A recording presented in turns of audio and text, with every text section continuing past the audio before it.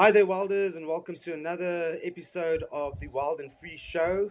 Today we have one of Deirdre's volunteers joining us on the show. Her name's Nadine, also more popularly or also known as the Bush Baby Queen. And I just have a couple of questions that I'm going to throw at you, totally unprepared. It's a hot and balmy day in Marloth Park, so if you see the sweat dripping off our faces, just excuse that. It's really, really warm. So, Nadine, tell me a bit about yourself. Where are you from? A bit of your history. All right, I'm originally from Joburg, stayed at Hartbeespoort Dam, and then moved to Marloth Park 8.5 years ago. And yeah, it's been the best thing that I've ever done. Place, love it. And your love for animals, always been an animal lover?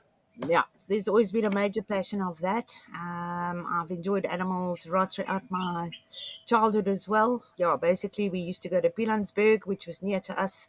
Used to go there quite a lot, go and spend a week there, and all we did was do game drives. There was nothing else. We just game drive, and that was the way we went. And Yeah. it's an absolute Okay. passion for animals. Going. Okay, so you known as the Bush Baby Queen. Where did that nickname come from? Well, basically, we've had some very, very, very, very small ones come in, newborns, and they've weighed on average about 8 grams. The And smallest one was newborn, hey? yeah, Actually, early birth. yeah, How much did that that one? one weighed 7. 7 Yeah, grams, yeah. 7 grams. 7 So grams. yeah, we're getting them very, very Tiny. small newborns. Yeah, and it's been an absolute passion. It's actually been a mission just to try and save that little one that is so small and so defenseless, so helpless, and it's such a great project to work with. Deirdre calls it hands. Some people just have the hands. Yeah. And you're When obviously one of when those Nadine people. started, while we were busy with the training, and the first time she handled animal, that was the thick-tailed bush babies.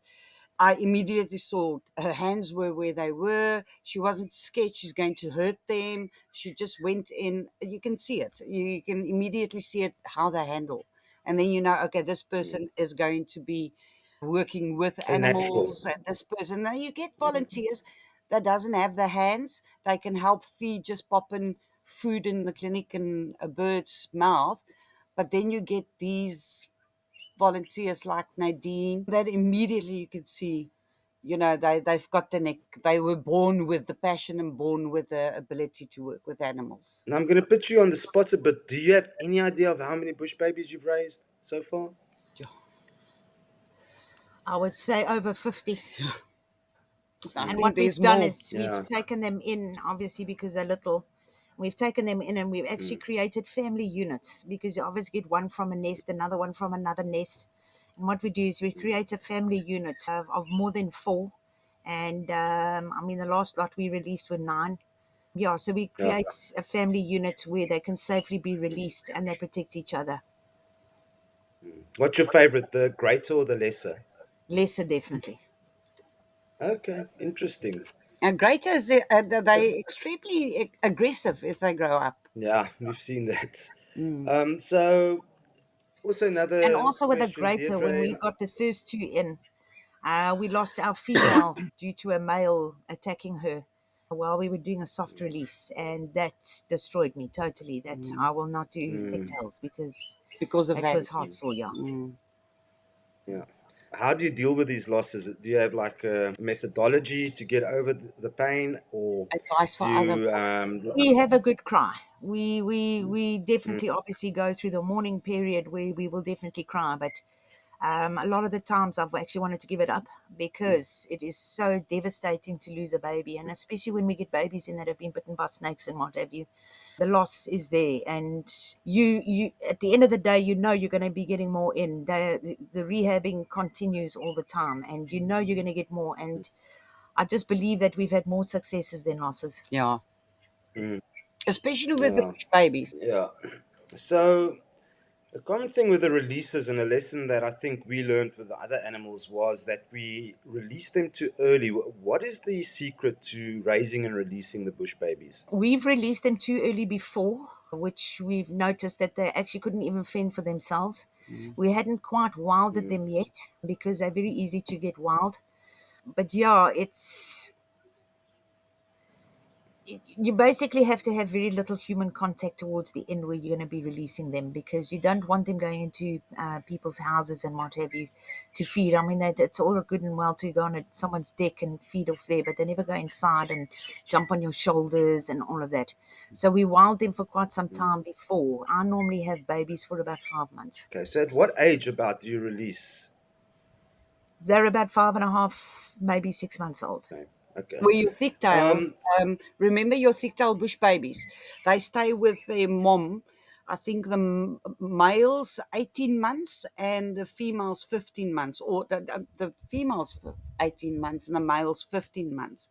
So we only release the thicktails after they reach their sexual maturity, for the reason the wild ones will just, try to copulate Mm.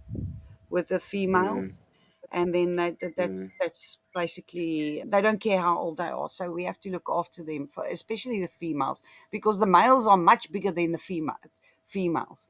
So mm, the thick tail stays longer at the enclosure before we mm. release.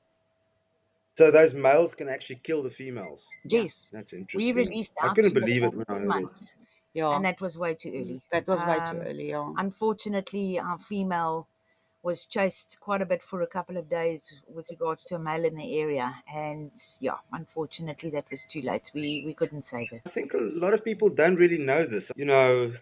Get them out, release them, and then if you don't have a family pack, that's actually a death sentence. That Yeah, is. And I've seen people raise these animals and then just release them out of their house, they say, which is a massive mistake. yeah. It's a death sentence for that baby. They need to be in a family unit, and they need to be together in a family unit for quite some time before they get released, Mm, and not into the same area as another bush baby family, because they fight to the death. And remember, mm, like each and one of us, I mean, my English isn't that good, but you, at least you understand it, Avne. So they have to build up mm, their own language, family language. And that is why you have to mm. keep the babies together so that they can develop that social skills and the language skills. Yeah, it makes sense. Mm. Communication skills. Yeah. So tell me about a funny incident. I know that once we were called out for a genet sighting. A genet was in somebody's home. Do you remember that story? Oh, yes. Yes, yes, yes. I think it was Civet Street, Arne. Can't Wasn't remember. it It's close to Nadine's your road? But house. I can't remember. But Yeah, you tell the story. so we were called out for a genet that was in somebody's house, and on the way there, we actually saw a hyena running around. We thought it's probably At the not front this, door. and then when we at the front door, we got inside. The lady took us to the kitchen, and there was a bush baby, a greater bush baby, sitting in the pantry enjoying a meal of cookies or something. And it was just interesting how many times these animals are misidentified. Maybe because people don't really know how they look. The greater is like a cuddly, furry toy bear. It doesn't look like a bush baby, and it doesn't move like a bush baby. So another story that you can tell us is the day when the bush baby, I think it was one of Nadine's, chocolate or cappuccino or whatever his name was, Chocolate or escaped from the mousse. clinic. Moose escaped the clinic, and all our dove cages were open of the doves. Oh, that was moose number two. And escaped in the clinic. It was still baby, so we kept it in a bigger enclosure, but indoors because it was winter and still on milk. And it went into the dove. There was a baby dove that we were hand raising in the clinic, and it got out. And then suddenly, as I came back into the clinic, it has eaten the dove. All that So was yeah, left but was like the. yeah, and only the wings were left, and no, the head was eaten too. I can't remember, but yeah, no, I Yeah. didn't even know that they love doves. So my theory is Mm, what they do at night, the thicktails, they go and raid nests at night. Yeah. Because they meat mm, eaters as well, but contrary what people think that they only fruit eaters. No, no, no. They love their meat, trust me, they do. Mm. I mean, Moose was even loved her chicken gizzards.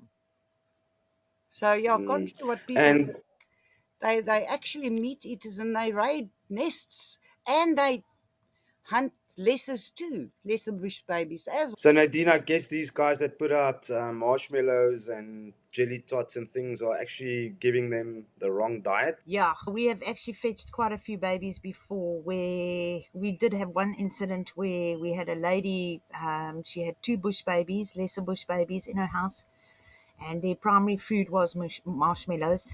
And by the time I got them, their hair had fallen out. They were completely bald. And put it this way, the more sweets that you give the bush baby, you are lessening its life. Yeah. Its lifespan is cut. It's the same as Mm. giving a dog chocolate. You don't give animals sweet stuff. You don't give what humans eat, and Yeah. it's so bad for them, and it actually cuts their lives short because when they go into the wild, and just now you're not at the house and you've gone away for 3 weeks, and now they're coming for the bush, for the marshmallows. They don't know how to feed, Mm. and they actually eat insects. I had many, many people ask me, well, if it's not good for them, why do they eat it? But then my argument is that if you have kids and you give them only sweets, they will eat those sweets, even though it's not good for them. But it doesn't mean that they will get older than 13 years. You just lessen their lives. So that's exactly the same concept. They will eat those marshmallows and sweets and stuff like that, but you're doing more harm. And I don't know if it's a photo opportunity for the people, but that's just uh, um un, what, uh, not good. It's not good. What was it? Not healthy, yeah. Yeah, No, it's unhygienic. It's, and the worst and is, it's unresponsible. yeah, and the worst is a lot of people, especially in Marloth Park, give them a custard, ultra milk custard. That is so bad for them. Oh, man.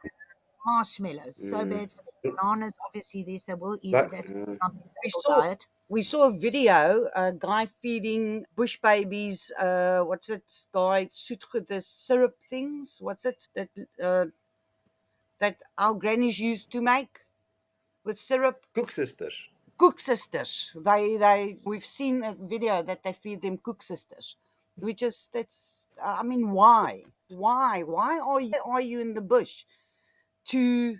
The thing is that if you give them sweet stuff, there is no energy in that sweet. There is no energy for them.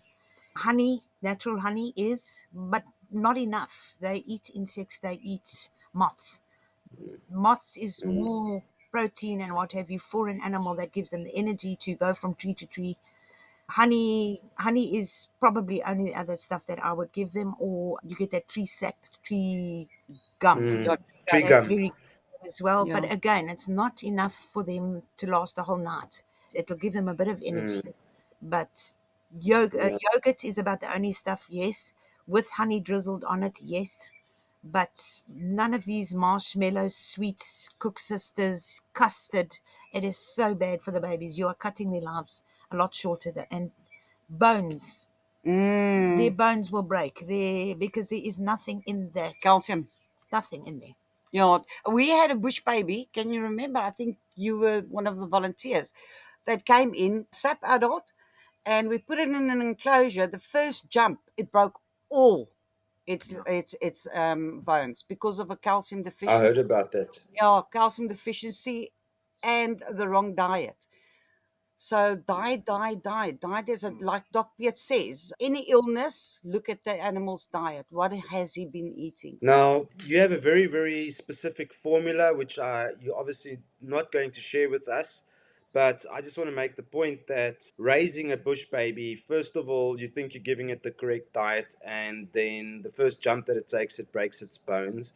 And then, secondly, you're releasing it as a single individual, and that's a death sentence to this animal.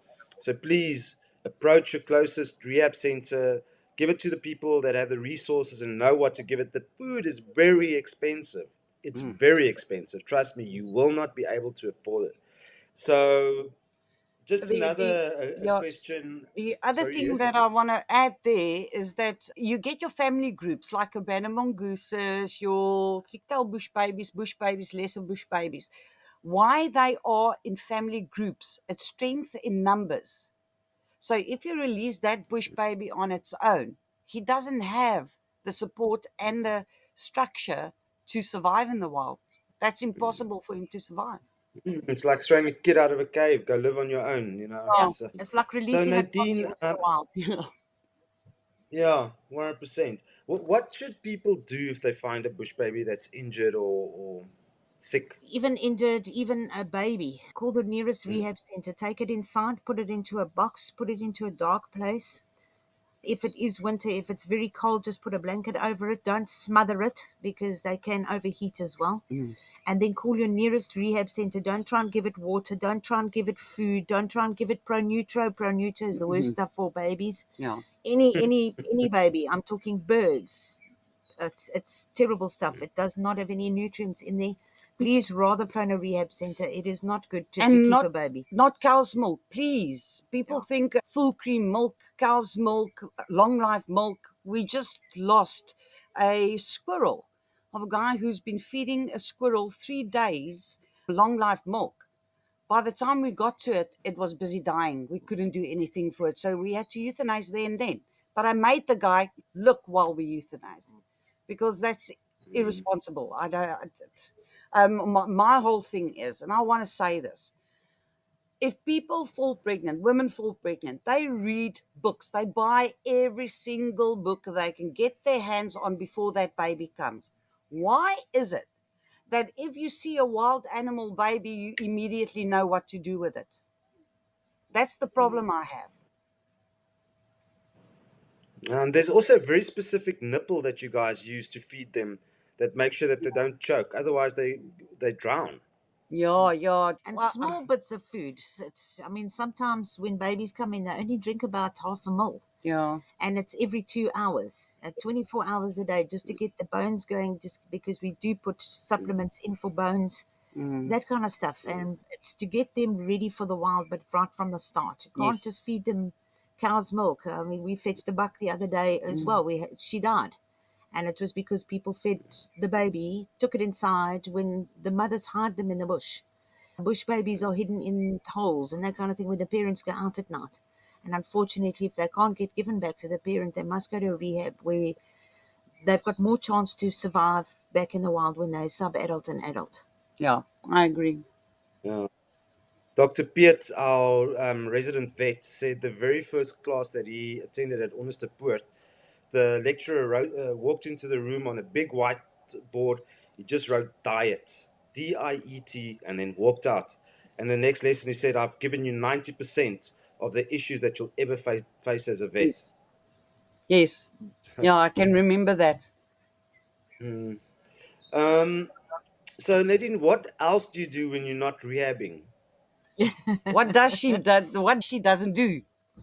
I do snake. Yep. Like last year, we were very, very busy. Well, I was rather busy. I caught over 300 reptiles and released mainly snakes.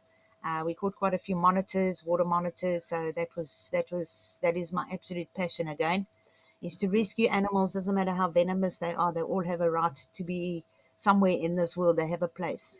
And yeah, we rescue and release those. And otherwise, I'm part of the community policing forum as well, where I do the whole of the Umkamazi area basically. And we've got teams that help and patrol and assist medical emergencies. We go out to as well. We assist Mm. accidents.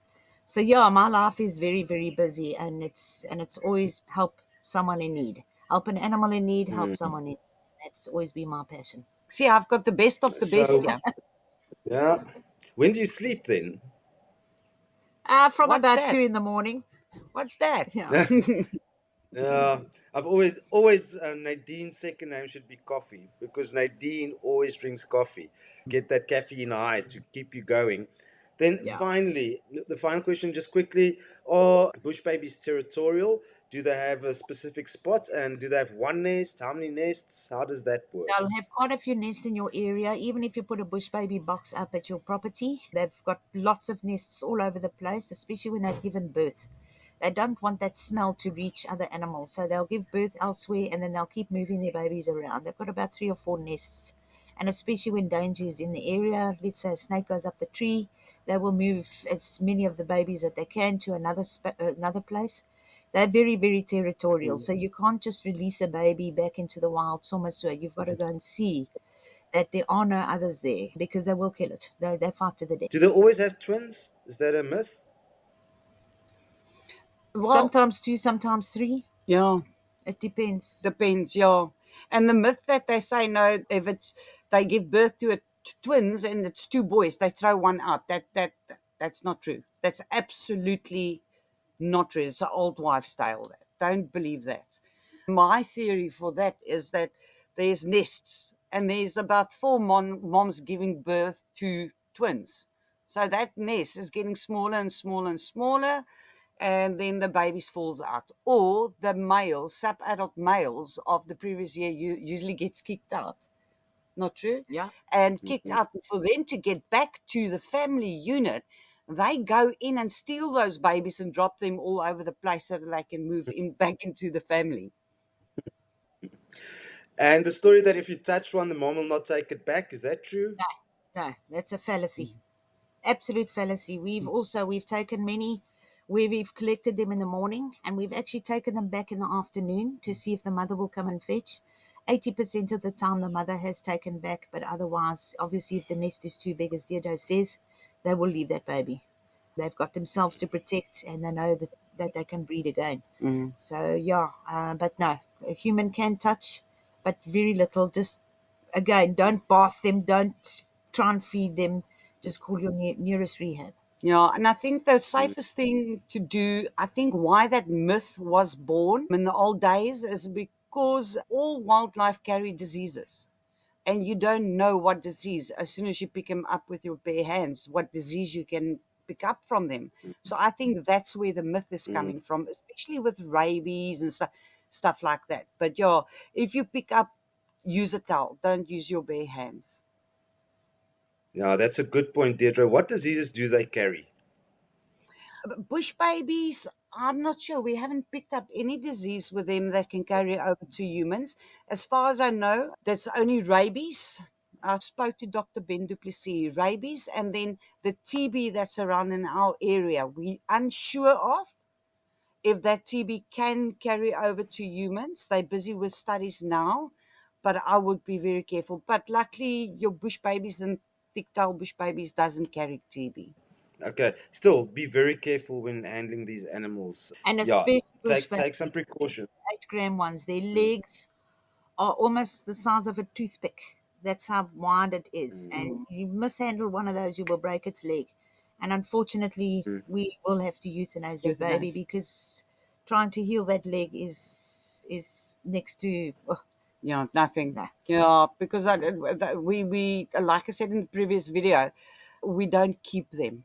If they can't be released back to the wild, we have to euthanize them. Unfortunately, we're here to restore Mm. ecosystems. We're not a zoo. We don't believe in keeping animals to show and tell because wildlife isn't there for human entertainment. They once again there for ecosystems and keep ecosystems healthy. Yeah, no, definitely point taken. And just want to reiterate that I know Nadine said it 5 times and Deirdre a couple of times. If you find an animal that you're not sure if it's healthy or unhealthy, what Deirdre started telling people now is take me a video, send me a WhatsApp video, and I can judge if this animal is really sick or is it just hiding. Has it been caught by something and it's just waiting to be eaten because that's Mother Nature? Take the video and then get hold of your closest wildlife rehab. There's a beautiful site. What is that site, Deirdre, that you refer everybody to? Um, act naturally. Actnaturally.org.za, That's it.